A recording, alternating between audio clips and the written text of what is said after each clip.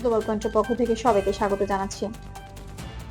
আবারও যুক্তরাষ্ট্রের বিরুদ্ধে ভেনেজুয়েলার প্রাকৃতিক সম্পদ দখলের চেষ্টা করার অভিযোগ সামনে এসেছে।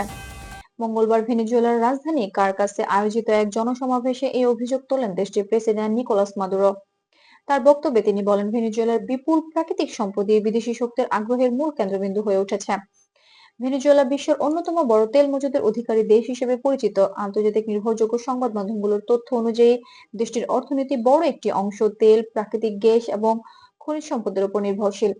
তবে দীর্ঘদিন ধরেই অর্থনৈতিক সংকট, অবকাঠামোগত দুর্বলতা এবং আন্তর্জাতিক নিষেধাজ্ঞার কারণে এই সম্পদ পুরোপুরি কাজে লাগানো কঠিন হয়ে পড়েছে। প্রেসিডেন্ট মাদুরো তার বক্তব্যে দাবি করেন, যুক্তরাষ্ট্র ভেনেজুয়েলার অভ্যন্তরীণ বিষয়ে হস্তক্ষেপের মাধ্যমে দেশটির প্রাকৃতিক সম্পদের উপর প্রভাব বিস্তার করতে চাইছে। তিনি বলেন, এই ধরনের চাপ ভেনেজুয়েলার সার্বভৌম সিদ্ধান্ত গ্রহণে বাধা সৃষ্টি করছে। তবে আন্তর্জাতিক ভ্যালিড সংবাদ সূত্রগুলো বলছে, এসব বক্তব্যকে রাজনৈতিক অভিযোগ হিসেবে দেখা হচ্ছে এবং যুক্তরাষ্ট্রের পক্ষ থেকে সরাসরি প্রাকৃতিক সম্পদ দখলের কোনো ঘোষণা বা প্রমাণ পাওয়া যায়নি।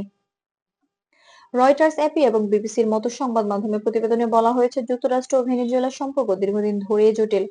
2015 সালের পর থেকে যুক্তরাষ্ট্র ভেনেজুয়েলার রাজনৈতিক পরিস্থিতি, নির্বাচন ব্যবস্থা এবং মানবাধিকার পরিস্থিতি নিয়ে প্রশ্ন তুলে বিভিন্ন অর্থনৈতিক নিষেধাজ্ঞা আরোপ করে। এর ফলে বিশেষ করে তেল খাতে বড় ধরনের প্রভাব পড়ে।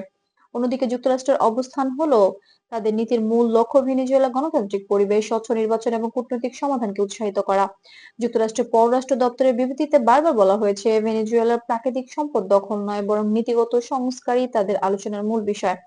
তবে বৈশ্বিক জ্বালানি বাজারের বাস্তবতায় 2022 এবং 2023 সালে যুক্তরাষ্ট্র কিছু তেল কোম্পানিকে সীমিত কার্যক্রমের অনুমতি দেয় না, যা আন্তর্জাতিক বাজারে সরবরাহ স্থিতিশীল রাখার অংশ হিসেবে ব্যাখ্যা করা হয়।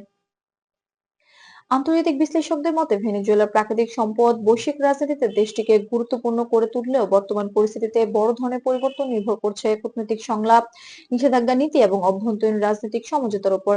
লাতিন আমেরিকার কয়েকটি দেশ এবং ইউরোপীয় রাষ্ট্র এই ইস্যুতে আলোচনার মাধ্যমে সমাধানের পক্ষে অবস্থান নিচ্ছে। সব মিলিয়ে বলা যায়, যুক্তরাষ্ট্র ও ভেনেজুয়েলার মধ্যকার সম্পর্ক এখনো পুরোপুরি স্বাভাবিক হয়নি। প্রেসিডেন্ট মাদুরোর অভিযোগ রাজনৈতিক বক্তব্য হিসেবে আলোচনায় থাকলেও ভ্যালিড সংবাদ সূত্র অনুযায়ী বাস্তব পরিস্থিতি অনেকটা নির্ভর করছে ভবিষ্যৎ কূটনৈতিক উদ্যোগ এবং আন্তর্জাতিক সিদ্ধান্তের উপর। এভাবে আন্তর্জাতিক রাজনীতি ও বৈশ্বিক ঘটনা প্রবাহে নিরপেক্ষ ও যাচাইকৃত বিশ্লেষণ পেতে গ্লোবাল পয়েন্টের সঙ্গেই থাকুন। ভিডিওটি ভালো লাগলে লাইক দিন, মতামত জানান এবং নিয়মিত আপডেট পেতে আমাদের চ্যানেলটি সাবস্ক্রাইব করতে ভুলবেন না। ধন্যবাদ।